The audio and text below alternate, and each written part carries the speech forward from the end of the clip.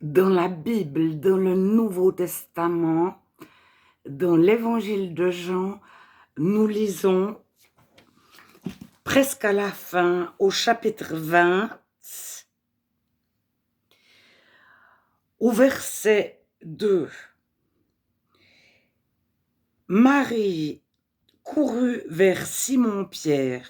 Donc c'est écrit, elle courut vers Simon-Pierre et vers l'autre disciple que Jésus aimait. Et leur dit, ils ont enlevé du sépulcre le Seigneur. Et nous ne savons où ils l'ont mis. Pierre et l'autre disciple que Jésus aimait sortirent et allèrent au sépulcre. Ils couraient tous deux ensemble. Mais l'autre disciple courut plus vite que Pierre et arriva le premier au sépulcre.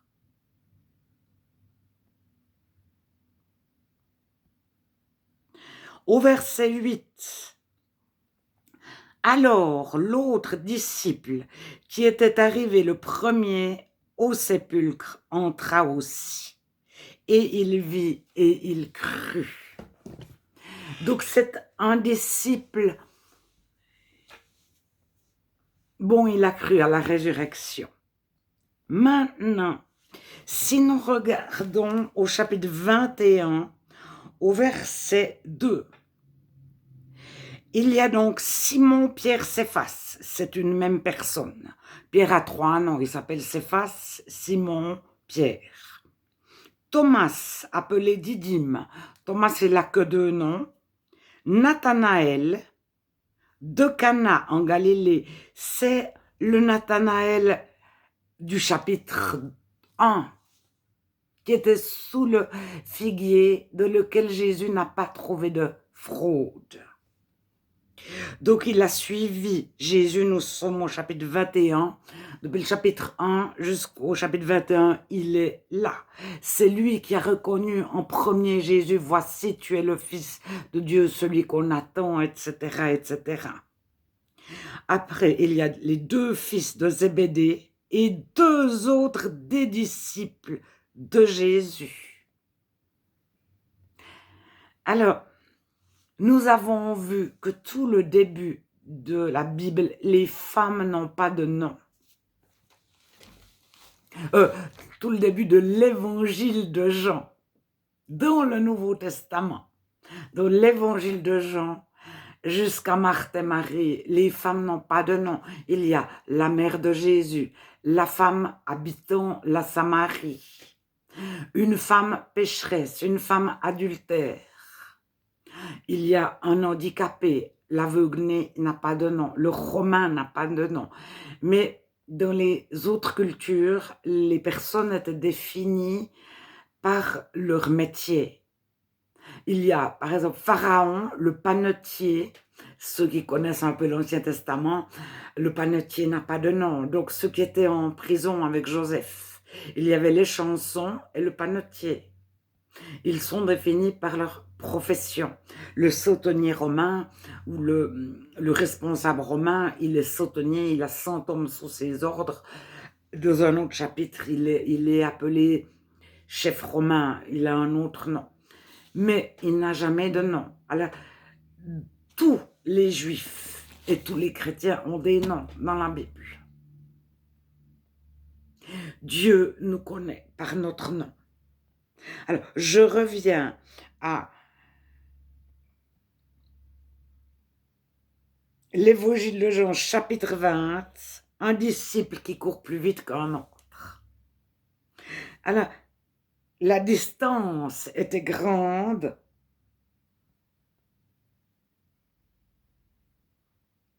Entre le sépulcre et la chambre haute où se tenaient les amis de Jésus juste à sa mort. Ils se sont enfermés dans une chambre haute. Alors, en Actes, on nous dit qu'ils étaient environ 120. 120 peut être symbole. Quand c'est 5, c'est une poignée. 5 doigts, le chiffre 5 représente une poignée. Donc, 120 représente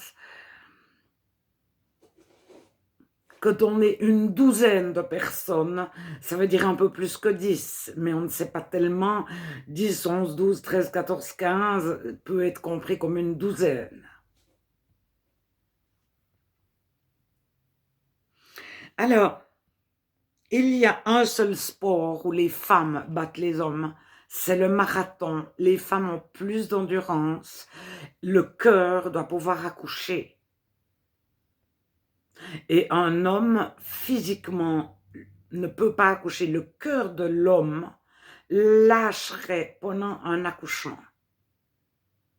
Et tous les sports, on le sait par les Jeux olympiques, disons un entraînement égal pour un âge, pour deux personnes du même âge, qui sont de la même grandeur, qui mangent la même chose, qui s'entraînent la même chose, qui n'ont pas de problème de santé, etc.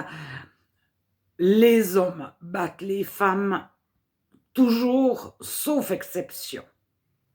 Mais de les marathons, à partir de 36 km, je crois, les femmes de corpulence égale à un homme, disons, avec un même entraînement, battent systématiquement les hommes, sauf exception. Je ne sais pas si c'est à partir de 36 km ou plus. Et je sais qu'aux Jeux olympiques, ils ont cassé un peu, ils ont mis 34 km, parce que les hommes tiennent le rythme jusqu'à 34 km. Je ne sais plus exactement les chiffres. Mais un disciple qui n'a pas de nom, qui court ensemble avec Pierre, Pierre est jeune, et qui arrive au sépulcre avant Pierre, par rapport à la distance, c'est une femme.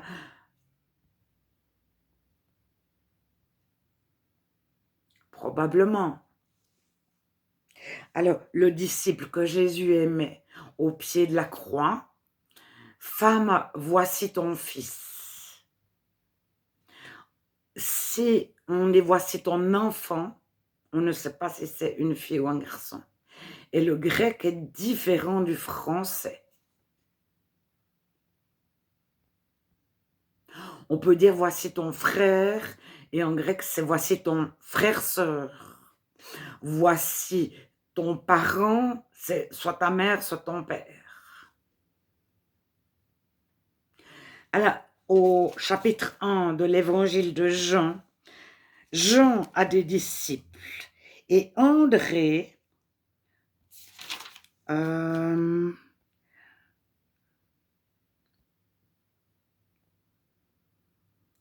donc au chapitre 1, verset 35, le lendemain, Jean, donc le Baptiste, était encore là avec deux de ses disciples. Et ayant regardé Jésus qui passait, il dit, « Voici l'agneau de Dieu », ailleurs c'est qui ôte le péché du monde. Les deux disciples entendirent prononcer ces paroles et ils suivirent Jésus. Si on lit l'ensemble, les deux disciples qui suivirent Jésus, un seul a un nom, c'est André. Mais l'évangile de Jean est un bijou de littérature. Entre « Voici l'agneau de Dieu qui enlève les péchés du monde », qui est écrit deux fois, il y a le même nombre de mots, de versets, c'est une même notion qui est entourée par deux. C'est comme le disciple qui court. Pourquoi c'est parlé deux fois que le disciple qui courait plus vite que l'autre, c'est répété deux fois, celui qui arriva le premier. Et dans la langue d'origine, c'est le verset central qui est le plus important. Ça va toujours du global au particulier. Et généralement, c'est au milieu, c'est Dieu nous aima. Mais là, c'est j'ai l'agneau de Dieu qui ôte le péché du monde. C'est les deux, comme dans les poupées russes, c'est le pourtour.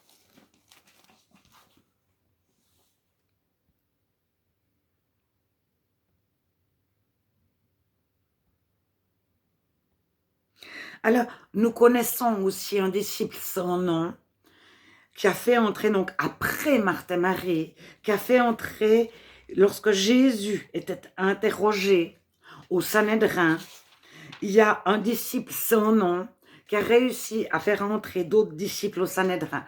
Et de ça, les théologiens et les archéologues et les chercheurs, etc., ceux qui font de la critique textuelle, ont dit que c'était de la famille de Théophile. Les actes commencent par Théophile.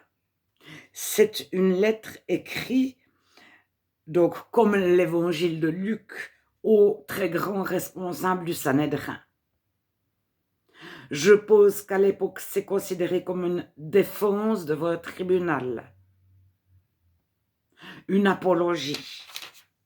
Et ce Théophile, donc Luc écrit, mais l'évangile de Luc, c'est le plus grand évangile des 4.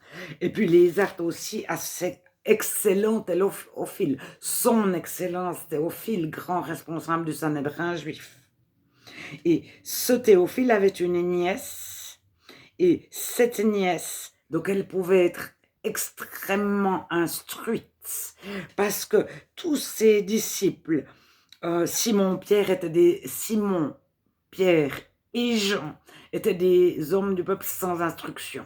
Jean n'a pas pu écrire l'évangile de Jean. Jean le Baptiste, il est mort bien avant la fin. On a coupé la tête à Jean-Baptiste. Et Jean, quand il écrit à Gaius, le Romain, à Couria, donc le féminin de Courios, une femme, et puis une troisième lettre de Jean, moi l'ancien, vous qui êtes jeune. Jean écrit avec un vocabulaire simple, dans un langage très simple, je dirais un langage des rues, du peuple. Et l'évangile de Jean a été écrit dans une écriture hautement littéraire. Il fallait avoir des connaissances énormes pour écrire l'évangile de Jean. Donc, en étant de la famille du très grand souverain sacrificateur Théophile, professeur, certainement appelé père, la personne avait les capacités d'écrire l'évangile de Jean. Elle pouvait être au sein d'une école. Plusieurs ont pu participer, chacun apportant ses connaissances. Jésus a pu participer en dictant. Des scribes ont pu noter ce que Jésus disait. Parce que sinon, il y a des chapitres entiers, comme l'épisode avec la femme de Samarie. Jésus est tout seul avec cette femme. Nicodème, au chapitre 3, juste avant, Jésus est tout seul avec Nicodème. Qui a pu entendre ce que Jésus a dit? Nicodème, la femme de Samarie. Où Jésus a pu le redire plus tard, et d'autres, on peut l'écrire. Nous posons des postulats. Jésus n'a jamais écrit une seule ligne. C'est un postulat. Jésus n'a jamais dicté une seule ligne à un scribe. Personne n'en a la preuve. Un postulat, c'est une hypothèse, et des fois, une hypothèse répétée en boucle, que pour finir, on pense que c'est une certitude.